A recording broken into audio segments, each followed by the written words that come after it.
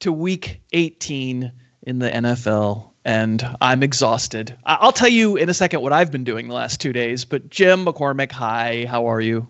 Hi, yeah. I shared with you that I'm now a veteran of Disney on Ice. But that's a 2024 thing. Let's focus on 2025 things. Like week 18's compelling, whatever you call this. So.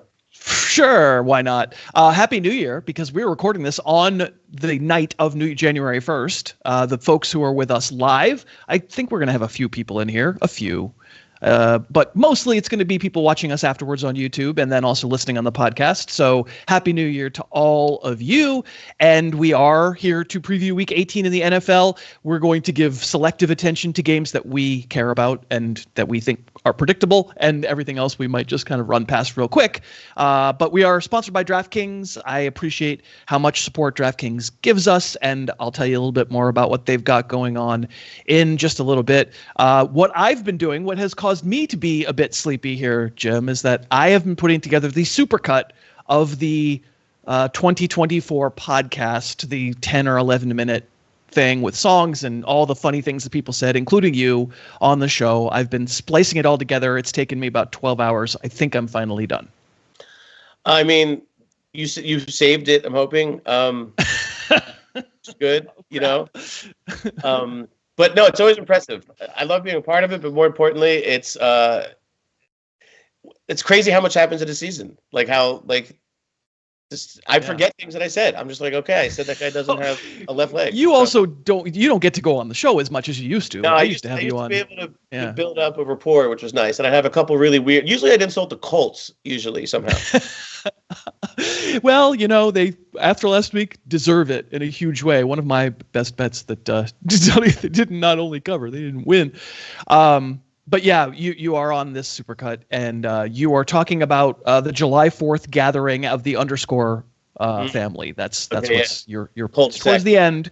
I saved the big guns for the end, Yeah. So people get to hear that on the podcast on Friday, which I'm excited about.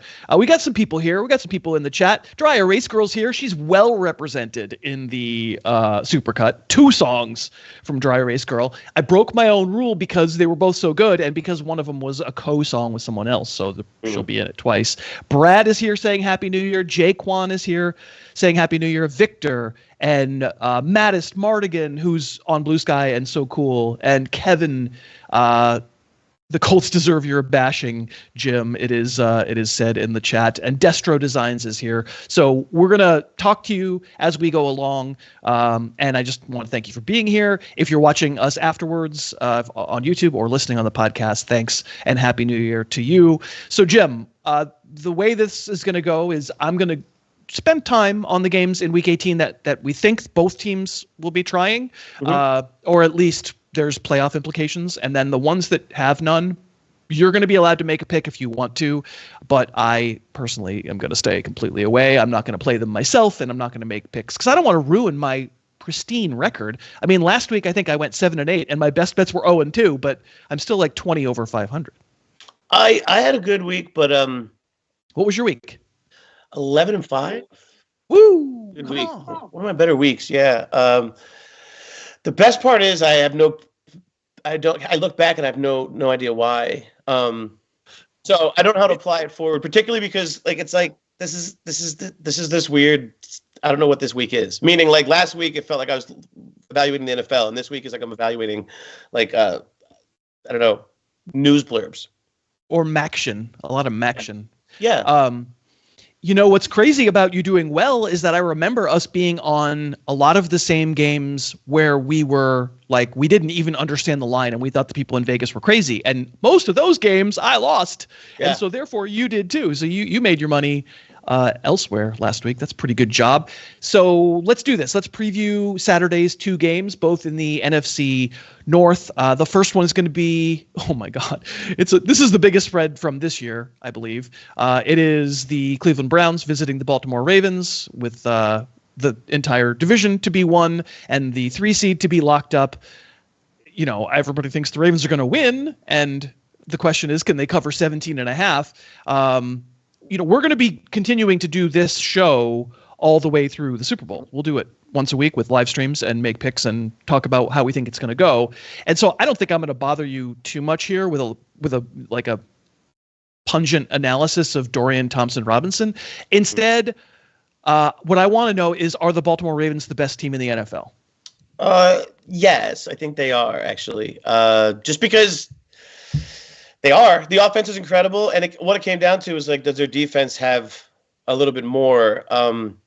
I still think you can score with them, but the thing is, they're just so dangerous to me. With, like, their bag is so impressive on offense. So I don't know. Maybe it's the NBA in me, and I don't know. You're a Celtics fan. The idea of just, like, incredible offense, you can go against the best defense, but if you're just hitting your shots, is what I'm trying to say. And they just seem to have that. They're in the box. But the thing with me is, like, DTR does matter because he's so bad right now.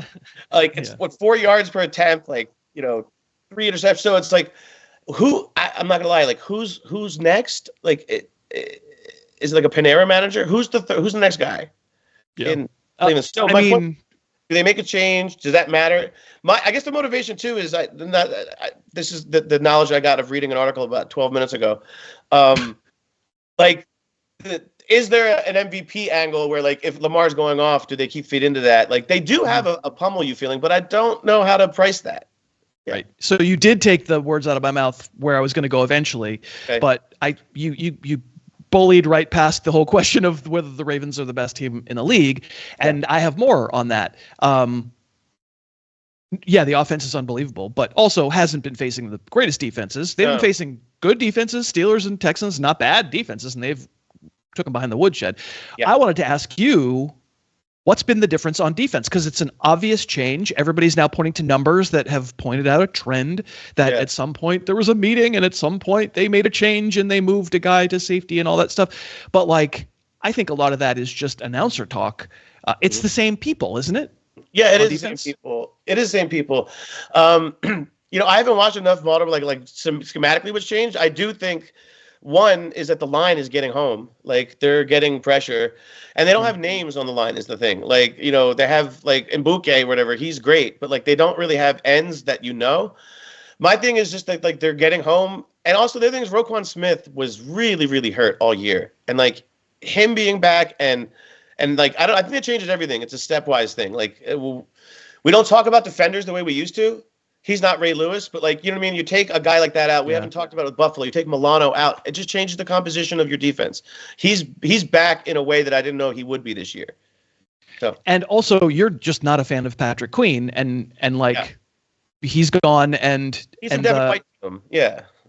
Well, but, like, I think maybe there was, because I feel like defense was kind of built around him a little bit, and now that now that they've lived 3 months or whatever without it, these last month they could kind of figure it out more with. And a new coordinator. We have to think about that. So we've talked about Seattle. It took time. Of course, they had a personnel shift, but I just also think it's time. It's a different, and Zach Gore deserves some time.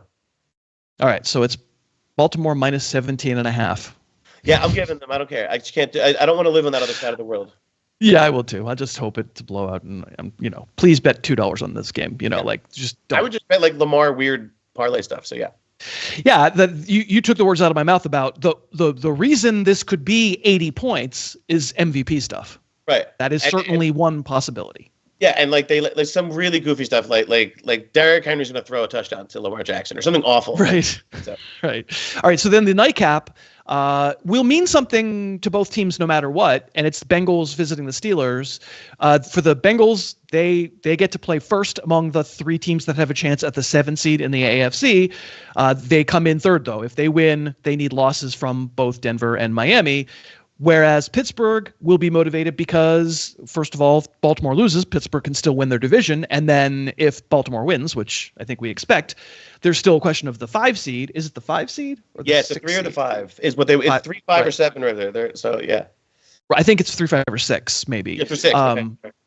So, like, if assuming Baltimore wins, the Steelers will either be locked into the 5 or the 6, depending on whether they win and what the Chargers do. So they will hold serve first. The Charger game will be contingent, meaning-wise, on whether the Steelers win or not. Anyway, the larger point being, I approach this game like I don't think the Bengals as a team qualify as a good team because you have to be able to play defense, and it's pretty obvious they really can't play defense. No. But I approach the Steelers from the perspective of all of the times during this season. We've been doing the show 18 weeks. All of the times during this season where we would go, yeah, I just trust them to stay close and figure it out. Yeah, I don't really understand the pieces and how they fit together, but they just kind of always hang around. Like, that has been so completely blown out of the water over the last month that it shouldn't, to my mind, even be a factor. Like, okay, there's a way for the Steelers to win this game 41-38, but I do not think there's a way for them to win this 17-13. Yeah, no, that mystique or that identity is gone, right? Like, yeah. Because it wasn't, like you said, it wasn't one situation, and it wasn't just like when the Eagles do it. Not to say like maybe that's an outlier, but when teams keep performing at this level against you, it's like, okay. Yeah, the Steelers have always liked that. Like, they're kind of like the offensive linemen of the NFL, meaning like once you get a reputation, you can always keep it. They just always seem to be like the team that has the mystique or whatever, like the Tomlin 8-8 magic or whatever it is. I guess my thing is just that, like, what's unique, we just talked about the best offensive in the league, which I think is the Ravens. I think like this is the best passing game, I would say, in the league with Cincinnati, or it's up there, how dangerous it is. I think that's why this game, the cool part is Mike Tomlin, even without any motivations, would want to ruin Cincinnati and vice versa. But yeah. I really do think that Pittsburgh's pass defense is the issue now, because TJ Watt would just, like, not that I think this is a clear line, but I actually had this bigger than this, just because I thought Pittsburgh's been exposed to enough for me where I don't know if they can just keep the scoreboard going with this Cincinnati team. Yeah, they have to win, I think, a shootout. I would be very surprised if it's a 17-13, a typical Pittsburgh, what we think of as a typical. I'd be very surprised. Joey Porter comes back apparently for this game, and that matters for their pass defense, but nobody's been stopping Cincinnati's pass attack. Like, I don't think that happens. The over-under on like pass interference for him is like 3.5, like against Jamar Chase. So this is the Bengals on the road in Pittsburgh, favored by 1.5, which is I guess if you're going to be a Steeler fan and look for a slap in the face, you don't have to look too far, because that's a pretty big slap in the face to say, hey, this team that's got like a 23% chance to make the playoffs, yeah, they're better than you. Yeah, no, like Zach Taylor looks like he owns a Baskin Robbins, and like it's I don't get it. Like, meaning I don't get like Cincinnati is such a bad defense, but I think regular season wise they're fun. I actually think this line is appropriate. I think it is too, and I'm going to be on the Bengals, but I will say, how'd you like his clock management there at the end of the game? It is very clear to me after watching the Bengals clock management, after watching the Falcons clock management last week, that there are not 32 humans capable of coaching NFL teams. Really impressive. Yeah, it's really impressive. Like, it's Andy Reid crazy. finally admitted it and just like pays a guy. So like, right. Why wouldn't you pay a guy if you were Zach Taylor? I don't get it. All right, but we're both on the Bengals -1.5. Let's take a break. Let me thank DraftKings for continuing to be a sponsor. If you'd like to give back to the show here at the end of the season, heading into the playoffs, and you've never opened a DraftKings account, how dare you? But you could please, let's not threaten the audience. I would love for you to do so. And all you have to do when you download the DraftKings app, they'll say, hey, do you have a code? Just type in Harris Football. No, sorry, don't type in Harris Football. I've already got it wrong. Harris Tube, all one word. Harris Tube, because it's YouTube's. Get it? And they track it, and they'll decide next year whether they want to sponsor this show based on whether you do it. So really, our livelihood is up to you. DraftKings is actually a wonderful place to play. They do have a great promotion going on where you make one $5 bet. If you get it right, you'll get $150 in bonus bets put into your account immediately as soon as you hit the bet. And it's like we say, that first bet, you can say like Ravens money line. You're going to probably win that bet and get $150 in bonus bets, and then you can mess around and spend $5 here and there and here and there all out throughout the weekend and the rest of the college football playoffs and the NBA, the NHL. DraftKings is a great place to play. I wish I could play there when I'm here, but in Massachusetts, wonderful app, very easy, and we love DraftKings for this support, so I would love it if you would sign up using the code HarrisTube, all one word. I want to undo a wrong from last week, because this is the point where I usually mention the person from last week who got their best bet correct in the chat or in the comments. But last week I forgot to do that because I was drinking old fashions on the live stream. So that wasn't first thing in my mind. So 2 weeks ago, Dixon Carter, if you're watching or listening, Dixon, congratulations, because you took the Cowboys at home with points over Tampa and they won straight up. Way to go. So I'm shouting you out, Dixon. But you don't get your own shout out because I screwed it up last week. It also seems crazier in retrospect now that we're talking that this great Cowboys pick. I love the NFL. Now it seems wild. It's great. It does. But Dixon nailed it in that one. And then last week we had a live listener, Nick Scott, who nailed the Lions over the Niners, and Dave Piper thought that we should shout out somebody who got it right, their best bet, in the chat. So, Nick, if you're here, congratulations. Well done. I'm shouting you out as well. I'm going to go quickly to the chat because one of my oldest, dearest friends is in the chat.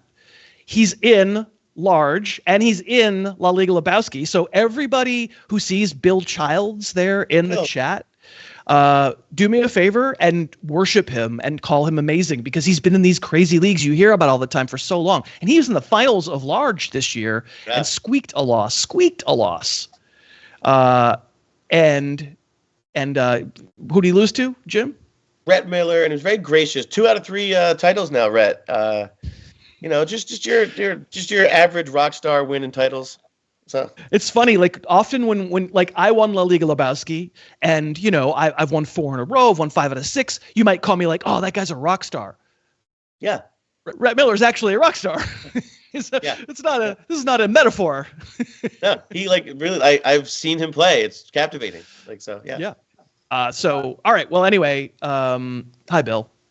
Welcome to your worst nightmare. Let's make every single pick be about Bill. All right. So let's go on to Sunday. I've got 4 games for you that in some way, shape, or form matter, and I want your feedback. And then we'll do picks, but I just kind of want your feedback about how you're feeling about the teams. So I've got Carolina visiting the Falcons, and I mean, Carolina was a big disappointment last week, but it's pretty clear that they've pulled the parachute.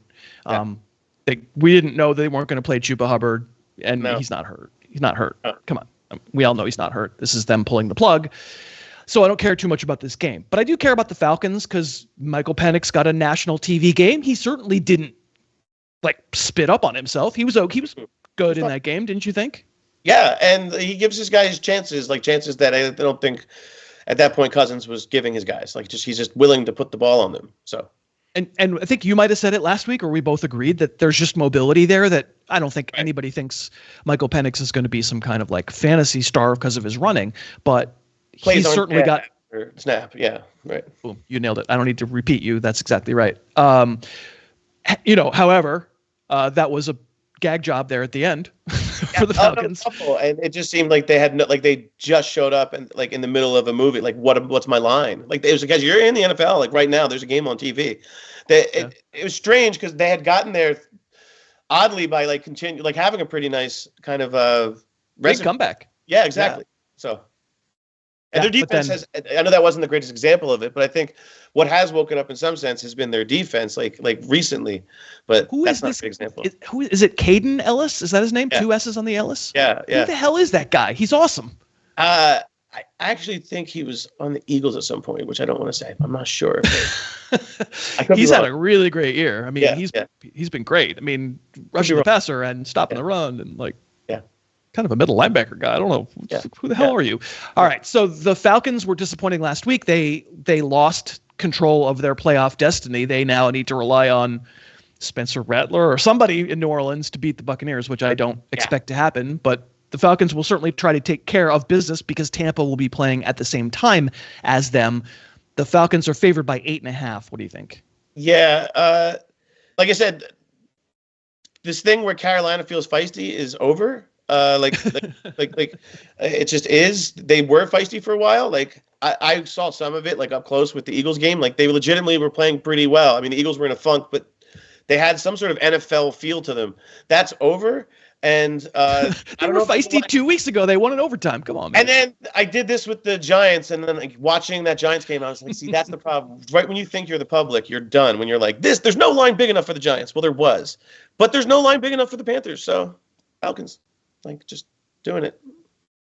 Minus 8.5. I think I said it at 9, so I guess I'm going to take the Falcons. I certainly don't feel strongly about it. They could easily only win by a touchdown, and it wouldn't shock me at all. Diego, in the chat says Penix didn't wilt. I agree. It wasn't Penix who wilted. No. It felt like the whole the team. Raheem Morris wilted. Raheem Morris, like multiple times, like Raheem Morris was just like, "Wait, I'm not the defensive coordinator." It's like, "No, you're the head coach. Like, do stuff." Like he was looking for the head coach on the sidelines. So. I mean, just got to call the timeout. It's insane. Yes. I'm watching it live. I don't usually watch those games live, and I'm like, watching this live. Like, are you not calling the timeout? Are you? It wasn't Eberflus, but it was that level of like, wait, you have options. So the Commanders, they visit the Cowboys. The Cowboys sure put up a fight last week. They actually did. That's the only thing they did against the Eagles was fighting. So the Commanders, I'm kind of interested in how you're looking at them as a playoff team. They're on the road against the Cowboys, and I don't care about the Cowboys. They are what they are. Like nobody's going to say the Cowboys are the worst team in the league. They shouldn't be in the playoffs, but they're like a 6 or 7 win team. It's about what they are. And we all know the Commanders need to and should win this game for seeding purposes. They don't actually really need it, but for seeding purposes, it makes a lot of sense because those top couple of seeds in the NFC are pretty scary. So, I mean, on the one hand, Jaden Daniels at the end of these games has been better than as good as Lamar Jackson, as good as anybody. Ridiculous. Great. But also he's been getting himself into some late game circumstances with mistakes. Right. Yeah. No, he has. I mean, I suppose some of it is like, I want to say Pandora's box, but I don't even know what I'm saying with that. Like Pandora's cat, as Jake Burbidge would say. Just Cliff's playbook or Cliff's BlackBerry or whatever he's using. But like the thing is that like there's it's like the let him cook thing. You know, it is good, but sometimes I think it comes at a cost, right? Like because he has saved a lot of things. He's saved so much. He covers up so many mistakes that like, it's almost unfair to like not let him have his right to have his growing pains, right? But he has had them. And also, I think sometimes what's showing up is the idea, the disparity. Like it is a really top-heavy skill player setup, right? It is McLaurin and some dudes. I think that shows up, but like he's magical. I can not continue to doubt him, but more importantly, I do think. It's true, like the Cowboys have a fight in them, and then they quit. They quit because they don't have it. Like that team is out. They're gone. They're podcasters. So like, it's just true. And like, the Commanders. Wait a minute. And I think the motivation is really sincere. The difference between, say, like that would be them going to, Minnesota versus Philly. I know they're two tough situations, but I think they'd rather be the 6th seed, like in a big moment. I know that's not what we're asking, but I think the motivation is big enough that they like really, really care. Like this is. I'm a podcaster, right? That I'm sitting right here. No, I know, but like here's the thing: you're good at it. Okay. Micah Parsons just talks about other players. Like it's weird, and like he just says good things. I don't want to say it. I was going to say something mean, but like I'll just say it later. So. All right. Washington -4.5 on the road. In other circumstances, it's a huge trap, but I actually think I would just take the Commanders here. We're going to be picking a lot of favorites. Let's face it. Yeah.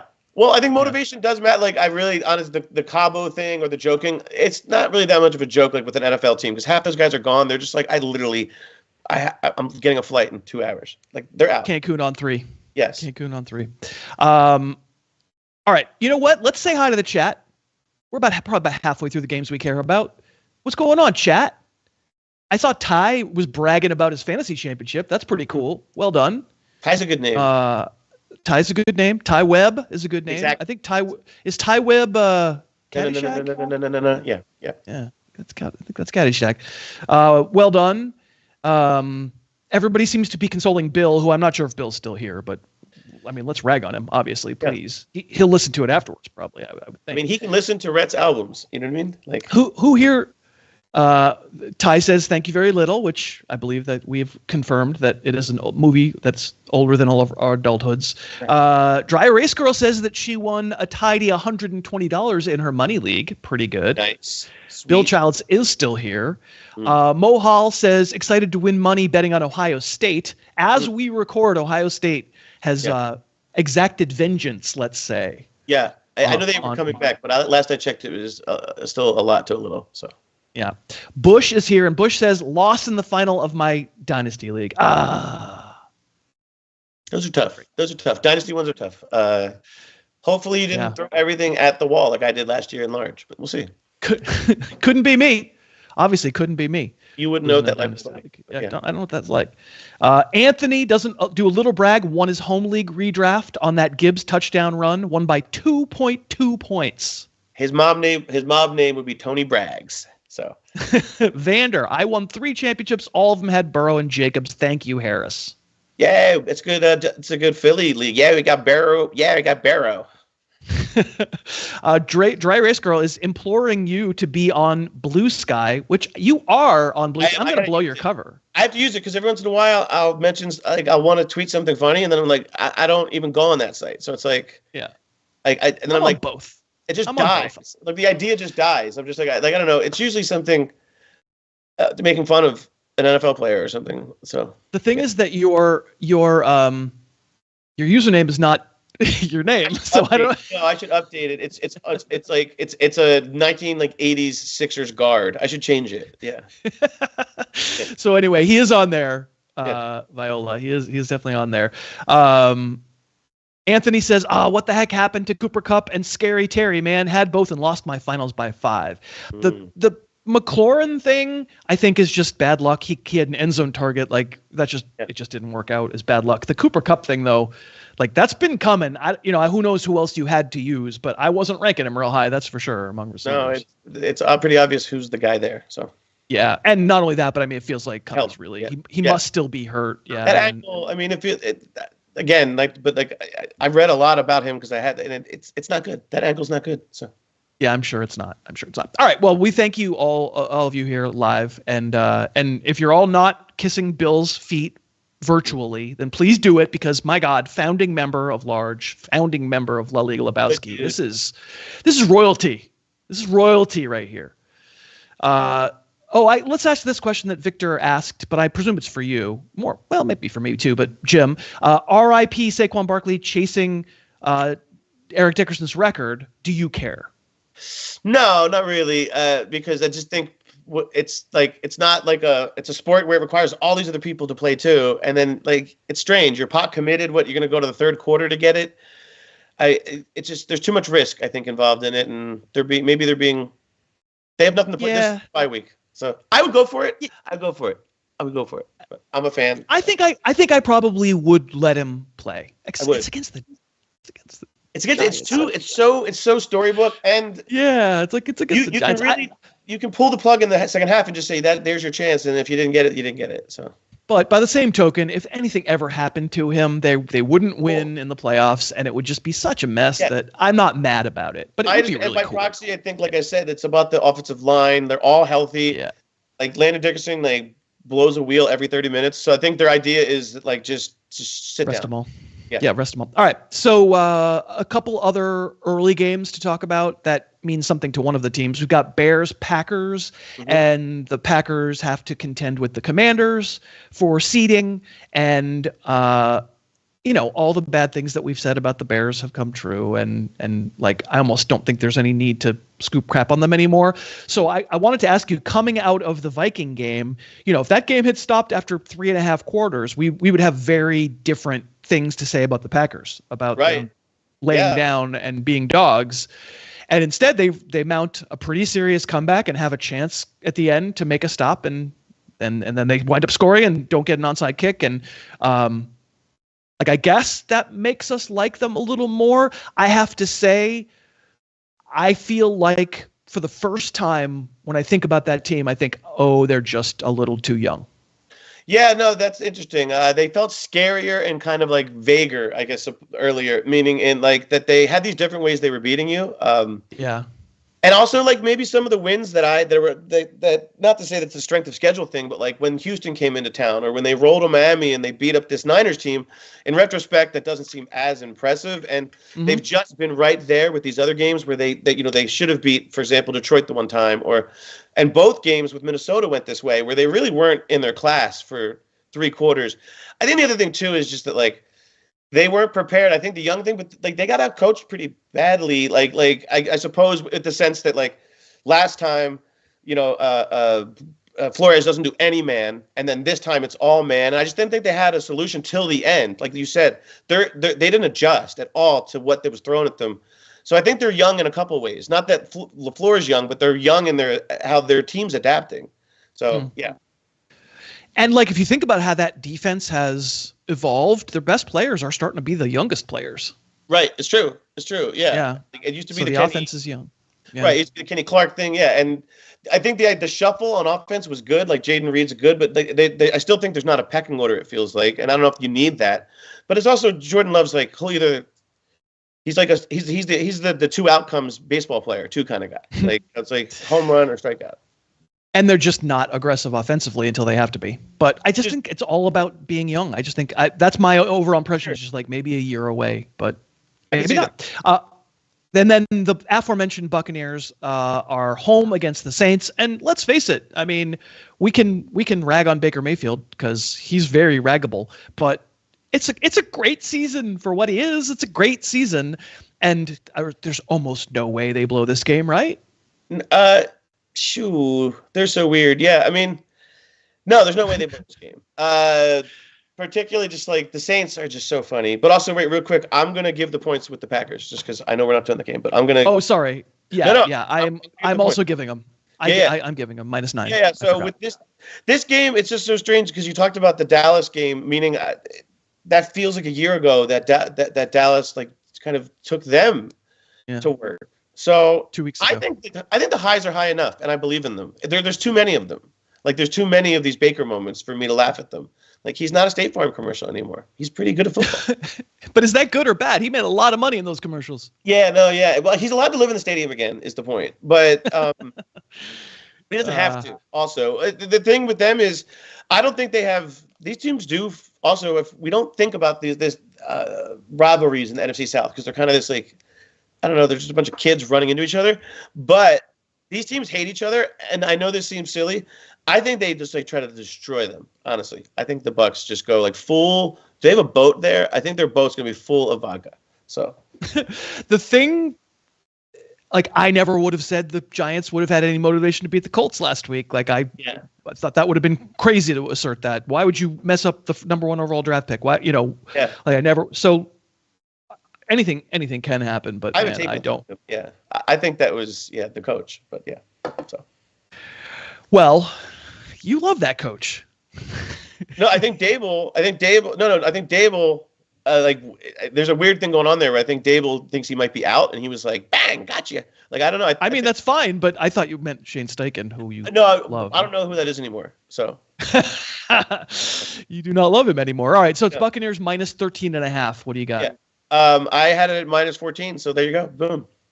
I'll give them. Both of us have gone with the favorites in all 6 of the games that we've mentioned so far. Let's go through the other 4 early games really, really fast. If you want to make a pick, just say what the pick is. If not, let's just move on. The Texans are visiting the Titans, and the Texans aren't going to play anybody because their fate is established. They are the 4 seed. Even without playing anyone, they are a 1-point favorite. Yeah, I'm going to actually take these points. I think Tennessee's the exact franchise that'll just like completely like Mason Rudolph career game. Giants visiting your Eagles. Eagles 3.5-point favorite. Eagles also have nothing to play for. Yeah, I think this is just Drew Lock's Super Bowl, and Dable is just on a war mission. Like I think he knows he might be out, and he's like bang bang bang. So I think does Gary know that you just are taking points here? Yeah, Birds. Yeah, listen. First of all, we have a separate. I don't, all respect to DraftKings. I bet with an old lady named Betty. All right. Yeah, all right. But she puts them into DraftKings. I don't have a cell phone. Yeah, so go Birds. This dude's crazy. I'm gonna pick for him, reversing his pick. I'm gonna give the points because Tanner McKee. Gary, we can't do that. Yeah, Tanner McKee's 11 feet tall. Actually, you know what? I can't do it. Illegal. Turn off Gary's microphone. So you're gonna take the Giants here, +3.5. I am kicking them. All right. Jags at the Colts. The Colts, having been extremely coltish in blowing that game, they are nevertheless in a meaningless game 4.5-point favorites. Oh, there's no doubt about this. Like they're going to destroy the Jaguars. Like it's just the Wires. What a bad team. The Bills are going to play Josh Allen for 1 series so he can keep his consecutive game streak going, his consecutive start streak going. I mean, I think Draymond Green did that once, and like DraftKings had like a war with bettors. It was amazing. So why is that a thing? That's just I don't know. Why, like a lot of other teams, a lot of other guys get a lot of heat for a lot of stupid crap, and that seems pretty stupid. But really whatever, he's gonna play one game. He's gonna play one series, and then Drake May is gonna play, but they're not saying for how much. The Bills are visiting the Patriots, who gave them trouble in Buffalo just a couple weeks ago. The Bills are 2.5-point favorites with Mitch Trubisky mostly under center. Right. I still think the Bills. I know they're going to peel like everybody back, but this Patriots team, I didn't know how bad they were playing. I watched them a little bit last week. There's some chaos going on there. Well, like 2 weeks ago there wasn't. It's the NFL. It's weird. No, I know. I get it. Maybe I listened too long to a Gerard Mayo thing where the people just said like, Tom Karen said it's crazy. So who knows? Tom Karen said so. He just lied. He's like Ramondre Stevenson. He's benched. He's not starting. And then he started. It's like all your credibility is gone, man. He also admits weird stuff at the end of the game. He's just like, yeah, the offense sucks. So I'm going to actually give the points, even with the no idea. All right. I'm not betting any of those. And these two late games also don't mean anything. Niners at Cardinals. Cardinals favored by 4. Josh Dobbs is starting in place of Brock Purdy. Yeah, it's Cardinals all day. I mean, like, this is the Super Bowl for Gannon. So, all right. And then the Seahawks are visiting the Rams, and the Rams are locked in, and the Seahawks are 6-point favorites. Yeah, I'm going to give them here too. Again, just there's no motivation. Yeah, I think there's no motivation. Yeah. Look Garoppolo. All right, so I'm not going to play any of those games. I think generally we're doing this for fun, but don't play those games. Those are not good games to play. And you might want to hold off on Chargers Raiders because, as we hinted at earlier, if Pittsburgh beats Cincinnati on Saturday, this game is meaningless to the Chargers and they're not going to play anybody. However, if Cincinnati wins, then the Chargers can still improve their playoff seeding, and there's motivation to do so because, again, the best teams in these conferences are the best teams. So right now, the line is Chargers -5.5 visiting Las Vegas. And that line obviously could shift dramatically. Do you have like any advice about how to play that game? Yeah, that's interesting. That's exactly this is one of those unique kind of, can you get ahead of the information? I mean, I would just, it all depends. It's a parlay in a way if you want to bet it. Not a parlay, but meaning the idea is. No, you could parlay it. Absolutely. You could parlay it as well, but then you could also you could separate them as well. I mean, if you want to do like a ladder, but meaning you could play Cincinnati and then also bet the Chargers with the idea that you think they're the favorite. You can combine them. As my point would just be that you're getting them at a price that you would be comfortable with, because what's your line if they're going all out for this? It's over a touchdown for sure. So for me, and so I would go ahead and for me speculatively play it because I think I can get the points because I still think they could win even without it. So it's one of those kind of situations. Right. So basically, I think you're saying that 5.5, which is what it is as of our recording is like a middle point. Exactly. Yeah, it's going to go to 8.5. It's not assuming it's kind of splitting the baby, and if the Cincinnati wins, then the line goes to 8 or whatever, and you've gotten 2.5 points of value. Correspondingly, if you think Pittsburgh is going to beat Cincinnati, then the line's going to go to Raiders -1, and you're going to have gotten lots of value on the Raiders. So I think that's the only way you. Yeah. DraftKings. It's the only way you really play it. Sorry to interrupt you. Unlike Betty, DraftKings has their book open all week. They don't just say wait. So meaning that's some of the value that we have here with kind of these strange motivations. Right. All right. The Chiefs also are going to be resting everybody, and I'll make a pick. I took the Chargers -5.5. You? I did too. Yeah. So I think I'll talk about that again too. So. All right. And then the Chiefs are not going to play anybody. It's Carson Wentz. It's your boy. What does Gary have to say about Carson Wentz? Yeah, I mean, I don't want to say he had like 4 or 5 jerseys. Yeah, I mean, I used to have, let me just say, I know a guy who can turn your Carson Wentz jersey into an AJ Brown jersey, same number, call me. You know what I mean? So, and he is visiting the Mile High. Carson Wentz with some backup Chiefs, and it may not be Mile High Stadium, but they're still Mile High. In fact, they still wear that 5280 on their uniforms, I believe. And the Broncos win, and they're in. That was the case last week against the Bengals as well. And he played for that time. I mean, the Bengals are real lucky because Bo Nix isn't good, but Sean Payton can coach. Yeah, he can coach, and I thought Peyton kind of had a pause there where you could see where he kind of went for the tie, and I could almost feel him regretting it. But I get it. He thought that was the play. This game is interesting because I really think Carson. I just think that I don't think this Broncos team could beat anybody by 11. Right? Like, not this Chiefs team. I know that they're going to have everybody sitting. I don't care. It's too many points. I actually said the same thing. This is the only underdog I took. No, It's not true. Not the only one, but close. 11 points. Do we think the Broncos are good? Do we think the Broncos are scary? If the Broncos are the 7 seed and they get what it'll be the Bills, right? Yeah. Do we think that's an interesting game? Don't we think Cincinnati going to Buffalo would be more interesting? Absolutely would be more interesting.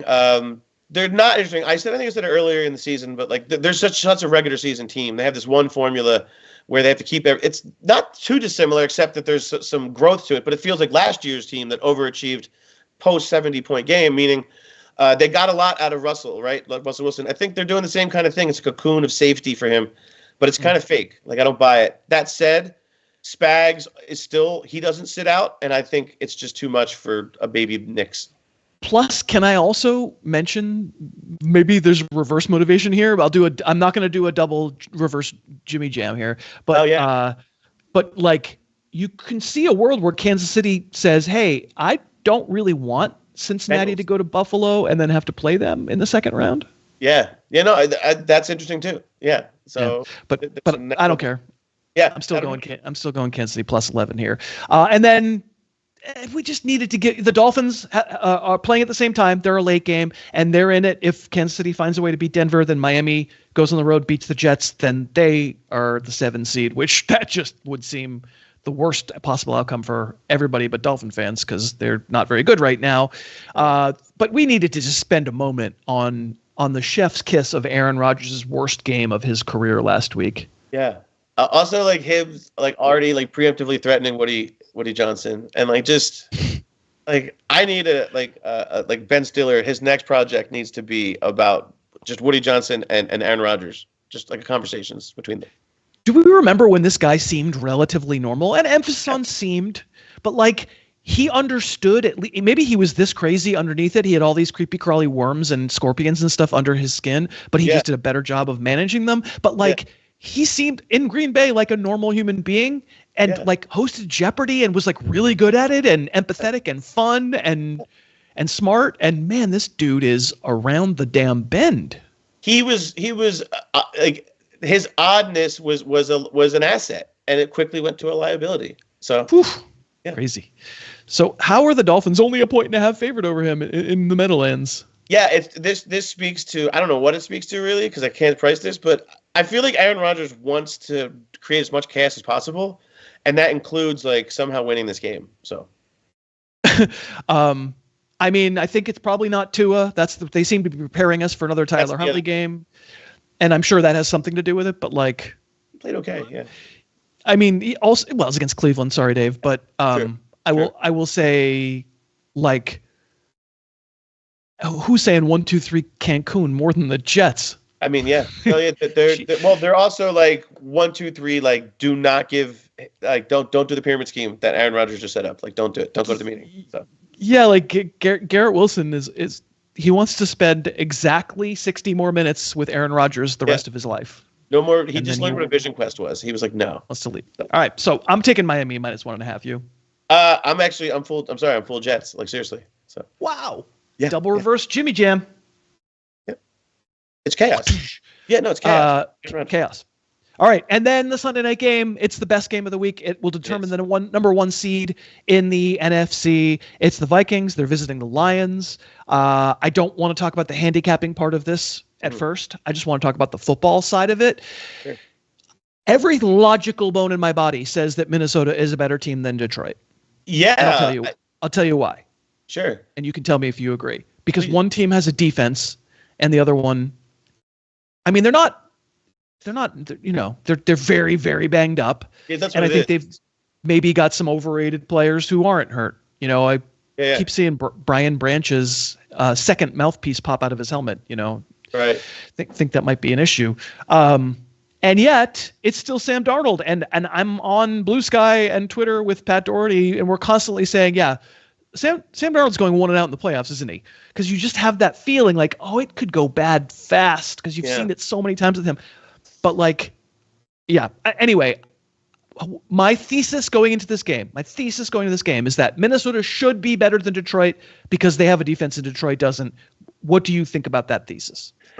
Yeah, and also I suppose I mean, Aaron Glenn I think has done well with what he's done, but I there's also just a different degree. Like Flores might be like the guy. Like I think he might be like the scariest, meaning like the scariest defensive coordinator. Like how they talk about Vic Fangio is like really this guy, in terms of just how he can script. So that plays a big factor to me because it can overcome some of my Darnold stuff. At the same time, we just talked about mystique and how it's kind of BS and we buy into it. Like I have some Lions mystique. I don't know how they garnered it because it's just a bunch of kind of bad math plays that they keep doing. And it's like these gut plays. They keep he keeps ordering the spicy chili and it's like he hasn't, and not to hurt Dave's feelings, but it doesn't feel it yet. He doesn't have the acid. But nobody knows why we're laughing. Hold on. Yeah. No, yeah. To explain why we're laughing. Okay. Yeah. Dave, it's not that nice, but Dave has food poisoning and he doesn't feel that good, and he's had some reflux. And I just wanted to mention something reflexive. That's not a word, but I know that. So that's the challenge for me in this game. It's not even talking about the handicapping angle. It's figuring out the matchup. Is that like one team feels like they can pull it out and have this mystique, even though Goff doesn't. And it's so strange to feel like Goff is the comfortable blanket, and like meaning whereas, and he's in a dome, to be honest. But the other thing would be that. How was he in Chicago 2 weeks ago? Yeah, all last week, all I've heard, the last couple of weeks, the drum beat with Darnold is that everything's different. It's a completely different Sam Darnold. And I want to mention to people that I still do see Sam Darnold sometimes, like when I'm watching Sam Darnold. So for sure. That's what Pat and I are always talking about. I agree.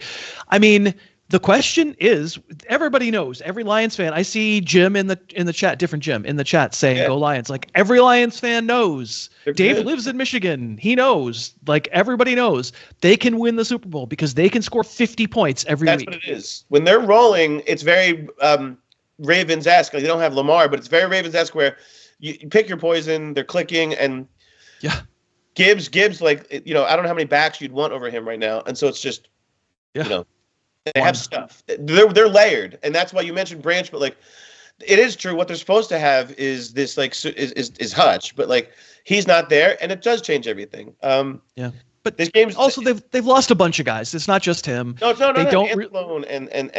They've lost two guys on the edge. They're basically. They don't get pressure. No, I mean, they just don't. They just don't. They cannot get honest pressure, and so but the point would be that I don't know how to price the Darnold pressure thing still. I don't really buy it still. I'm sorry. That's where I am with it. I get it. Like my thesis, I'm not sure even I believe my thesis, because when the trust comes down to the Vikings offense, that's where my lack of trust probably comes in. Like, yes, the Vikings have a defense, but you know what? I don't care what defense it is. It doesn't matter what 11 guys are out there if the Lions are clicking. It's the best offense in the league, and it's one of the best in the past few years, and they can score 50 on you. If they score 50 on the Vikings, you're not going to like be awestruck, are you? No, not at all. Like I'd be way more surprised for that there'd be some like kind of like tight battle, or that Flores was so effective that like they just rattled the Lions. The Lions, not that they don't see. It's hard to rattle the Lions the entire game. It feels like at some point it's just a bunch of chewing tobacco. It's just going to happen. Hey, what happens when you rattle chewing tobacco? You just get more chewing tobacco. And like Red Bull, like this and he swallows it. It's disgusting. So, like, I'm not sure I even agree with my thesis. But I think I set it at 2. Yeah. I said Lions -2, and as of our recording this, it's Lions -2.5.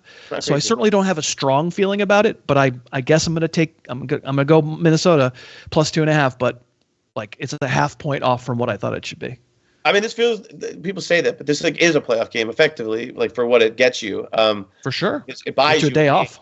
It's a win. Yeah. It's a playoff win. This is a playoff game because it actually gets you a playoff win. So it's so important in that way. And I think the stakes are really high. I am super interested to see how the biggest chess match being like Flores and this Detroit offense. That said, I think this Detroit offense has deserved some credit for like, it's not opponent based. Like I mean, of course they get credit. What I mean is, I'm not going to doubt them. Like I said it earlier about the offense thing with the Ravens. I'm just going to keep with the offensive stuff. So yeah. All right. So you're going to be laying those points 2.5 on the basis of the Lions. And we want to know what you think watching this live or watching on YouTube after the fact, down in the comments, or I guess in the podcast, just yell out your window. What's your best bet? And we'll shout out somebody next week, and I won't forget. So tell us your best bet down in the comments. Tell us your best bet in the chat. And we'll pick someone and shout them out next week. In the meantime, Jim, you already I don't have any best bets this week because this week is pretty garbagey, but I think you have at least one.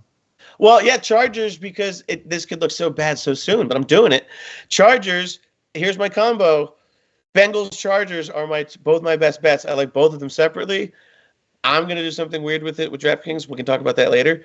Meaning, I'm really just going to parlay it. But my point is, I really think that there's value between the two. And if you want to even get frisky, I think if you made it like Chargers minus 6.5 and then Bengals minus 2.5, you could even go crazier with your parlay. That's what I might do. So you might tease it a little bit. Are you considering like a money line parlay, or just you're going to say no? I mean, I think if I can find DraftKings is great. There's this menu where I can do alternate lines, so I can just change it. I'll just get better odds. So meaning I'll take what was maybe like, say the line is fair. Maybe it's minus 110 right now, right? I can get it at like plus 130 to get that point, and then combine both of those, and we're probably in like the plus 500 range for a parlay. So. Yeah. All right. Well, there you've heard it. That's what Jimmy's going to be doing with his $10. He's not betting a lot. Yeah, we don't want you to bet. Yeah, it's going to be like $7.25. So like. Yeah, nobody bet a lot. A little bit. It's just enough to make you watch the games and have a little extra rooting interest. That's all we want. And we know that DraftKings wants that too, and that's why we are very happy to have them as a sponsor. You can download the DraftKings app, sign up using the code HarrisTube, make one $5 bet. Do it on Ravens money line on Saturday. If you get it right, $150 in bonus bets in your account right away. You can mess around with those bonus bets. That is going to make it a full wrap on this regular season, but don't fret if you've enjoyed these videos all year, our previewing and making picks, then we're still going to be here on Wednesday nights all the way up through the Super Bowl. So we're looking forward to seeing you then. I'm sure we'll get more of you in the live stream when it's not literally New Year's Day. And then also I'll put the audio in the podcast feed so all of you can hear what we have to say about the games too. This is our last full-sized show of the year, though. I can't go any longer without thanking Dave Piper because he's an amazing producer already, and he's sick. He's a great guy. Yeah, he's a trooper. I don't think he's not throwing up, but not feeling great, and it wouldn't be out of the realm of possibility that we would hear some awful sound effects. So thank you so much, Dave, for all season long. It's been awesome. We're going to continue along, of course, as we keep going. Jim, amazing co-pilot. I appreciate you. And that's going to do it. Happy New Year again. Welcome to 2025. Enjoy some of the games this weekend, and we'll meet you back here next Wednesday.